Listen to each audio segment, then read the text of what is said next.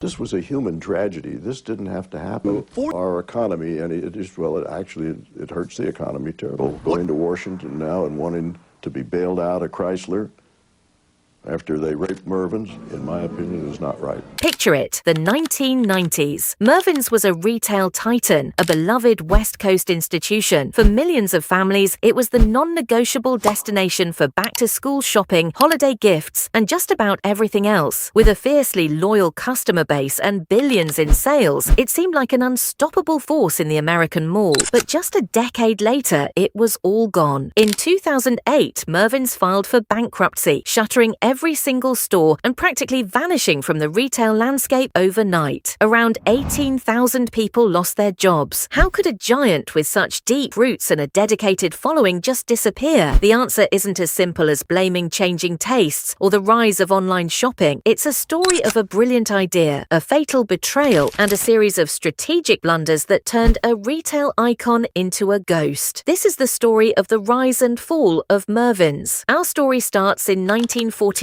in San Lorenzo, California. The community, located in the San Francisco Bay Area, was a new planned suburban development built for workers in the region's booming post-war industries. A man named Mervyn Morris had a simple but revolutionary idea. Back then, department stores were usually fancy, high-end affairs. Morris envisioned something different, a store that felt approachable, a place where regular families could buy national brands at a discount. He called it Mervyn's, famously swapping the I in his own name for a Y because a designer told him it looked better on the sign. From day one, the concept was a smash hit. Mervyn's pioneered what we now call branded apparel discounting. It wasn't a liquidator selling factory seconds. It was a proper department store that just happened to have great prices. This value proposition was electric, and the company grew rapidly. That success caught the eye of a major player, the Dayton Hudson Corporation, the parent company of Target. In 1978, they acquired Mervyn's, which had already grown to a chain of more than 50 stores. Under the powerful umbrella of Dayton Hudson, Mervyn's entered its golden age. Throughout the 1980s, it was a cash-generating machine, at one point contributing an astonishing 37% of its parent company's total profits. The expansion went into overdrive, and at its peak, Mervyn's grew to 300 stores in 16 states, becoming a familiar anchor in malls across the West. For a generation of shoppers, the jingle "Open, open, open" was a signal that good deals on trusted brands were waiting inside. But as the 90s dawned, the magic started to fade. The very retail landscape Mervyn's had helped create was now turning against it. The secret was out. Competitors, including its own sister company Target, along with rivals like Kohl's and off-price champions TJ Maxx and Marshalls, had all adopted the Mervyn's model. They were doing the same thing, offering branded apparel at low prices, but often with more scale, better supply chains, and a trendier image. Mervyn's, once the innovator, was now struggling to stand out in a sea of imitators. The company tried to fight back. In 1995, it rebranded as Mervyn's California, even hiring football legend Joe Montana for its ad campaigns. But the new name didn't move the needle on sales and was quietly dropped. Attempts to expand into new territories also stumbled, as the brand lacked the deep-rooted loyalty it enjoyed on the West Coast. By the early 2000s, Mervyn's was stagnating. The stores began to feel dated, a stark contrast to the bright, modern aesthetic of its booming sibling, Target. For Target Corporation, Mervyn's was no longer a star performer. It was a drag on earnings. They wanted to focus on their flagship brand. So, in 2004, they made a decision that would seal Mervyn's fate. They sold the company for roughly $1.2 billion to a group of private equity firms, led by Sun Capital Partners and Cerberus Capital Management. On the surface, Target said they were looking for a buyer who would keep the business alive and protect its employees. But what happened next was a masterclass in vulture capitalism. The new owners weren't really interested in a long-term turnaround. They were interested in short-term profit. They executed a devastating financial maneuver known as a leveraged buyout, but with a particularly destructive twist. Mervyn's, the company, owned its own real estate, a massive extensive and valuable portfolio of land and buildings. In a complex transaction, the private equity firms stripped Mervyn's of this core asset. They sold off the real estate to separate companies that they also controlled. Then, this new real estate entity began charging Mervyn's rent to use its own former properties, at rates reportedly more than double what it had been paying before. This move was a financial kill shot. It allowed the private equity owners to immediately pull hundreds of millions of dollars in cash out of the company through fees, dividends, and the real estate sale itself. But it saddled the Mervyn's retail business with crippling debt and sky-high operating costs. The company was being hollowed out from the inside, its lifeblood drained away to enrich its new owners. Mervyn's itself later described the transaction in a lawsuit as a fraudulent transfer that left it a helpless pawn and set it up to fail. By 2008, Mervyn's was financially fragile, a shell of its former self. Then came the final blow, the Great Recession. The housing market collapsed, gas prices soared, and credit tightened. This economic earthquake hit Mervyn's core customer base in the Southwest particularly hard. Shoppers who were losing their homes and jobs didn't have money for new clothes. For a healthy retailer, it would have been tough. For Mervyn's, which had been systematically drained of its cash, it was a death sentence. On July 29, 2008, the company filed for Chapter 11 bankruptcy protection. Despite initial hopes of reorganizing, the situation was too dire. By October, the case was converted to a Chapter 7 liquidation. Mervyn's was going out of business. The open, open, open signs were replaced with everything must go. After nearly 60 years, all remaining stores were closed by the end of 2008. In the aftermath, the company's creditors filed a lawsuit against Sun Capital and Cerberus, accusing them of orchestrating a scheme to plunder the company's assets and leave it insolvent. In 2012, the private equity firms agreed to a $166 million